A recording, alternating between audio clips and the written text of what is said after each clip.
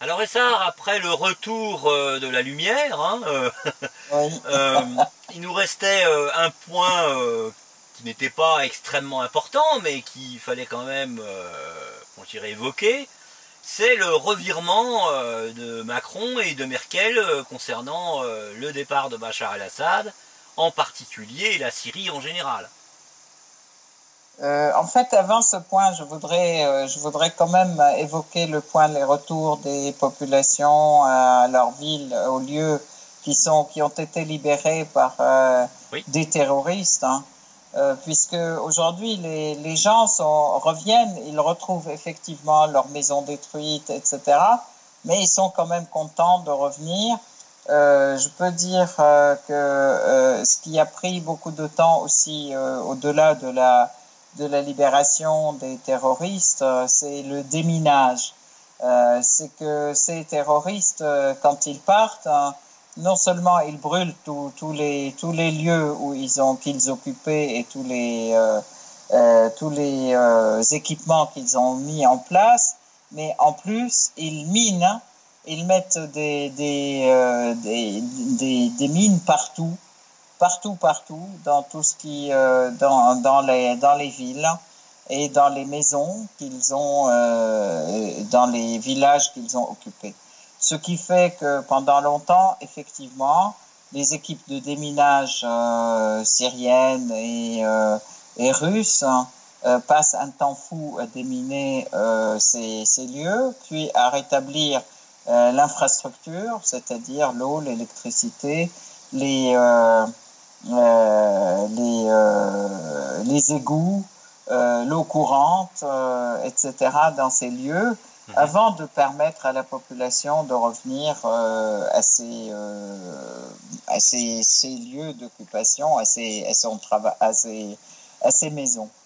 Oui, Donc parce en fait, que les gens, oui, oui, oui, Essar, allez-y. moi je me rappelle que vous nous aviez raconté ce qui s'était passé tout de suite après la libération d'Alep-Est, hein, où Tout à fait. certains Syriens étaient retournés avant même le déminage complet, Ouais. étaient retournés chez eux et il y avait des familles qui étaient qui avaient Entière été et encerclée. ensevelies dans leur maison parce que la maison avait été piégée et qui s'en étaient aperçus malheureusement Tout à fait. qu'au dernier moment.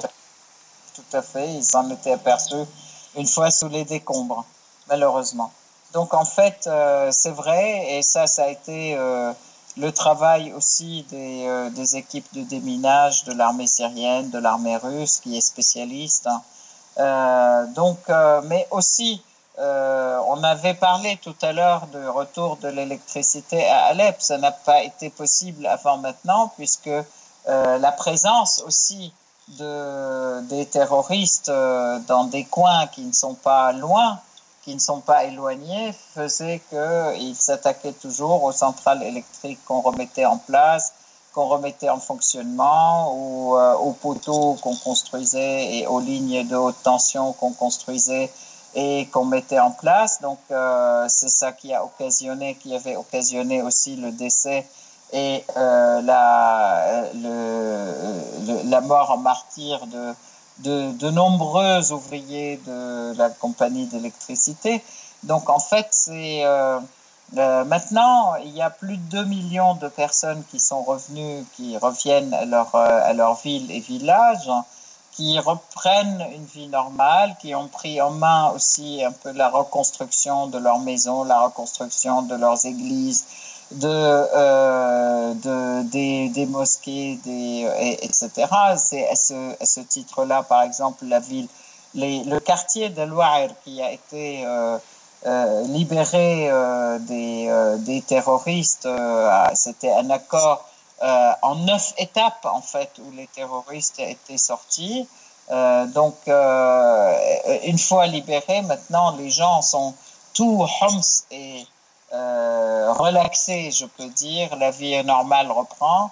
Malgré quand même de temps en temps des voitures piégées ou des missiles qui sont envoyés.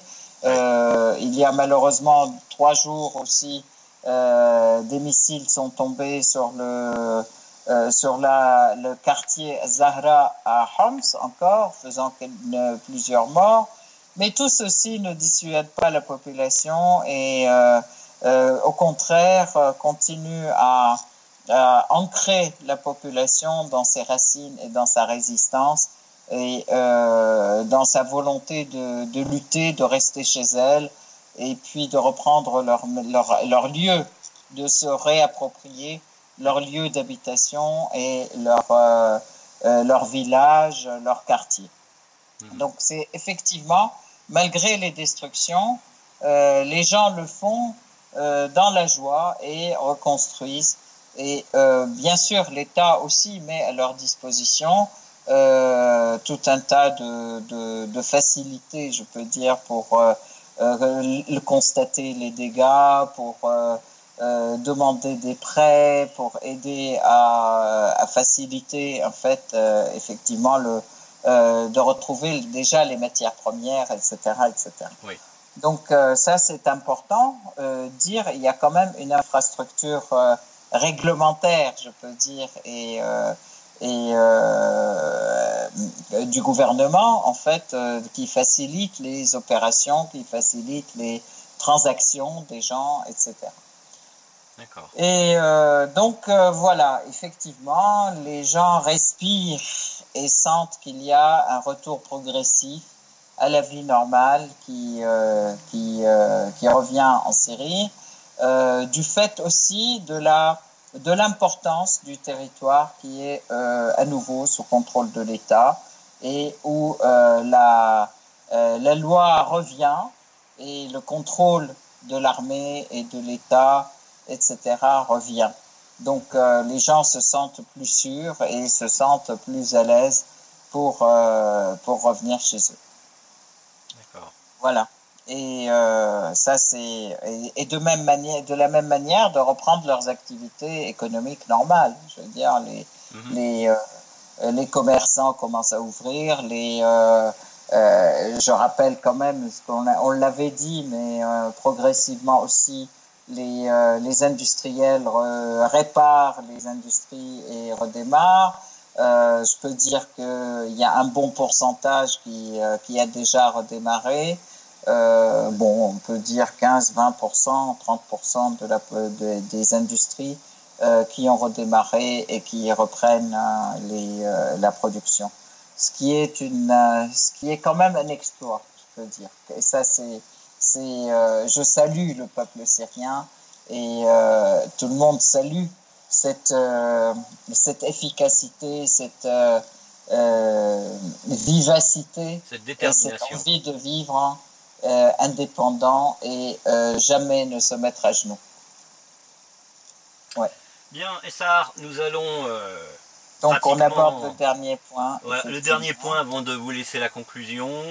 Il s'agit du revirement du chef de l'État français Macron et de la chancelière allemande concernant la Syrie et plus particulièrement du sort de Bachar el-Assad qui quand même quelque part ne les concerne strictement pas. Absolument. Alors en fait ça c'est un constat intéressant de la politique internationale et de la géostratégie, je peux dire. Aujourd'hui, plus personne ne peut faire l'aveugle de ce qui se passe réellement sur le terrain. Jusqu'à présent, l'État français a toujours soutenu des factions qui n'ont absolument aucune présence sur le terrain. Ils ont été de connivence avec les terroristes, objectivement ou subjectivement, mais je peux dire que ça a été réel, puisque la coalition qu'ils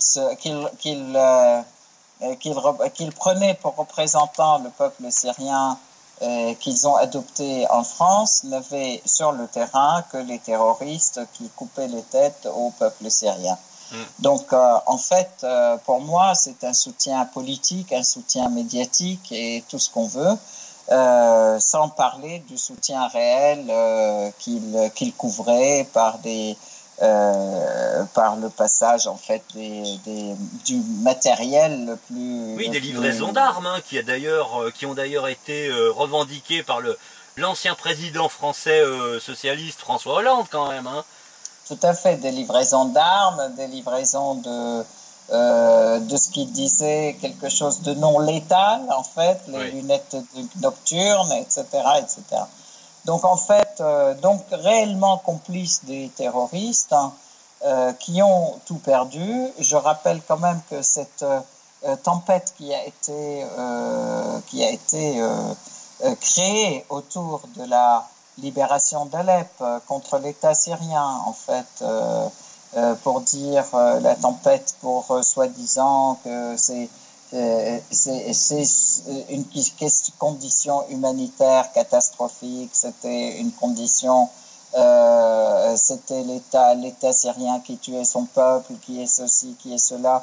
Ils ont cherché à faire, non seulement à réunir le Conseil de sécurité, puis le Conseil, ce qui n'a pas marché puisque la Russie n'a pas voté avec eux ou a fait un veto contre la décision. Puis après, ça a été l'Assemblée générale de l'ONU. Après, ça a été évoqué ou invoqué l'utilisation d'armes chimiques, etc.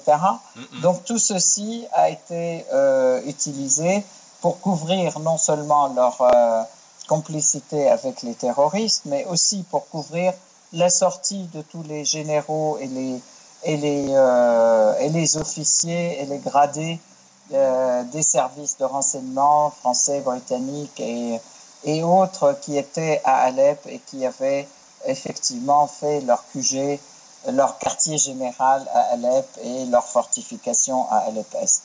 Bon, donc de la même manière, je peux dire, ça a été aussi l'histoire inventée par rapport aux chimiques de Khan Cheikhoun et leur refus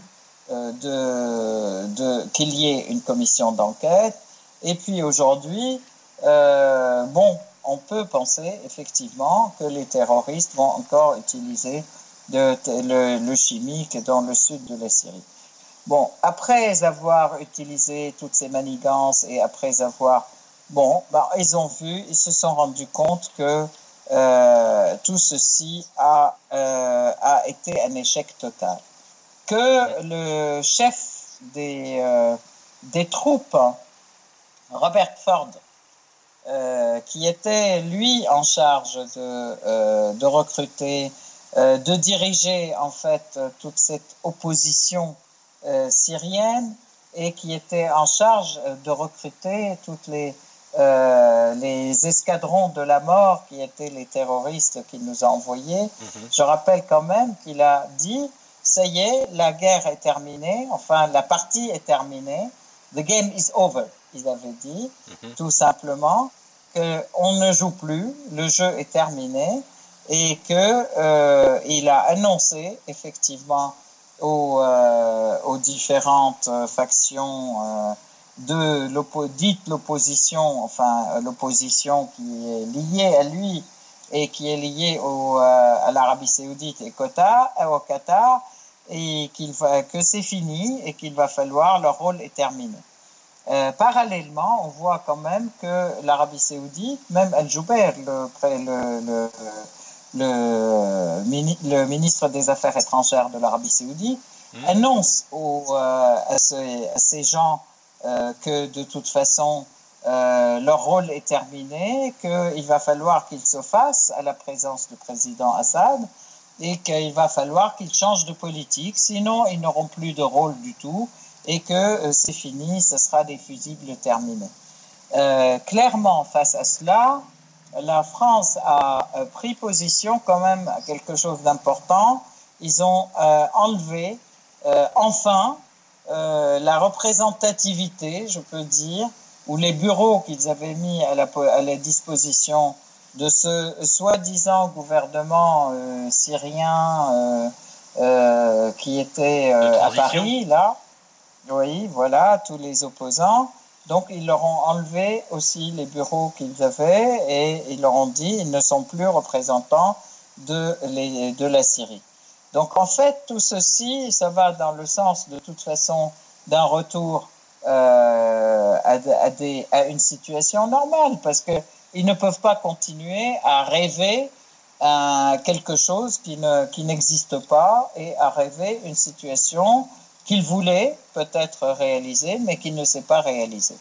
Donc, retour à la réalité, je peux dire, du gouvernement français, implique effectivement qu'ils disent et qu'ils reconnaissent que, de toute façon, Assad est là, et non seulement est là, mais il est soutenu par sa population, et qu'il sera là, et que c'est au peuple syrien de décider, et absolument pas à eux, ni à quiconque de l'extérieur, que le président Assad, c'est le peuple syrien qui décide.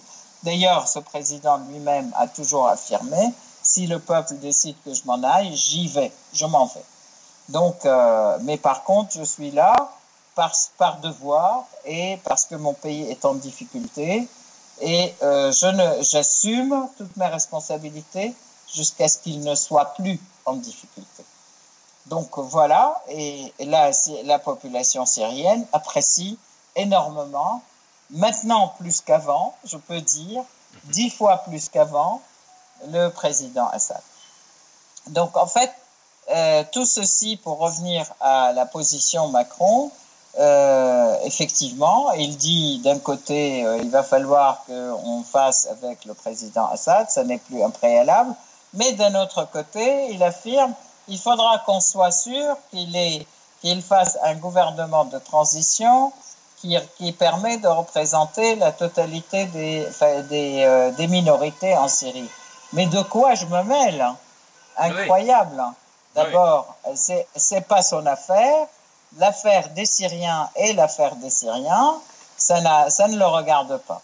Mais ça veut dire en fait qu'il continue à garder une possibilité de retour en arrière pour l'ingérence et une possibilité d'ingérence en Syrie. Si les Américains le décidaient, parce que quand même, rappelons-le, malheureusement, la France n'a plus absolument aucune autonomie au niveau de la politique étrangère par rapport aux États-Unis. C'est clair. Et qu'il continue aujourd'hui, comme avant, toujours à dire à répéter, maintenant de manière un peu plus prudente, les positions américaines. Donc, ils disent la chose et leur contraire en attendant le nouvel ordre qui vient de Trump et qui vient de Washington. Oui. Comme aujourd'hui, il y a une véritable débandade dans l'État américain, c'est-à-dire que il y a l'État profond qui est contre certaines orientations, et il y a une dissension entre le FBI, la CIA, la Maison Blanche, etc. Donc, dans cette pagaille, eux, ils assurent la position et son contraire. Donc, Macron assure une position, Le Drian dit le contraire, et comme ça, on est paré. On peut faire un retour de position n'importe quand, n'importe comment. On peut penser que c'est de la politique, mais c'est malheureusement, c'est quand même un jeu qui est douloureux, je peux dire, pour le peuple français, qui cherche quand même à être complètement souverain et indépendant, et qui voudrait que les décisions de la politique étrangère de Paris soient prises à Paris et pas à Washington. Je crois que ceci est une vérité, et là que la majorité des Français adhèrent à ce point. Voilà. Très bien, merci Essar. Je vous laisse le mot de la fin avant de nous quitter. Alors oui, donc le mot de la fin. Donc je voudrais d'abord saluer tous nos amis, les amis de la Syrie, les vrais amis de la Syrie en France, tous ceux qui nous aident et qui aident justement à propager la vérité sur la Syrie, qui aident aussi à propager les principes de base qui sont le respect de la Charte des Nations Unies, le respect de la souveraineté des peuples et des pays, et la non-ingérence dans les affaires des autres pays. Je crois que c'est ça qui nous unit, Et je voudrais vous saluer tous et vous dire, nous menons le même combat, tous ensemble, pour la vérité, pour la souveraineté des pays et des nations et pour l'indépendance des peuples. Et puis je vous dis bonne fête, hein, encore une fois.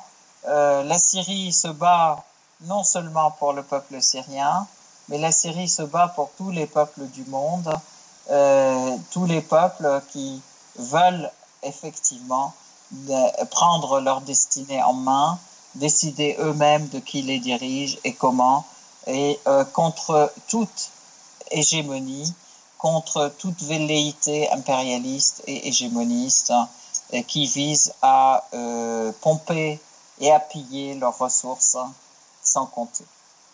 Donc je vous remercie et soyez bien tous. Merci Essar, merci de votre fidélité pour ces sites REP, de nous offrir ces informations du terrain, hein, qui contrecarrent la propagande occidentale et hontée, qui est une véritable tromperie vicieuse à un point, je dirais, sans égal, hein, à part dans les périodes de guerre comme la Seconde Guerre mondiale, mais je crois qu'on est en guerre quelque part, hein, en ce moment. C'est une troisième guerre mondiale réellement, et c'est vrai que c'est pas seulement les tromperies, ce sont les mensonges éhontés qui ont été diffusés et qui sont toujours diffusés et qui sont toujours même écrits et repris dans des écrits officiels, hein, dans des livres, hein, oui. Dans les livres scolaires. Oui. Une manière de détruire l'histoire et d'écrire une histoire qui correspond pas du tout à la vérité. L'histoire des comment dire, des conquérants, c'est ça? Oui. Donc voilà, malheureusement, on en est là, et c'est à nous tous de lutter contre ceci.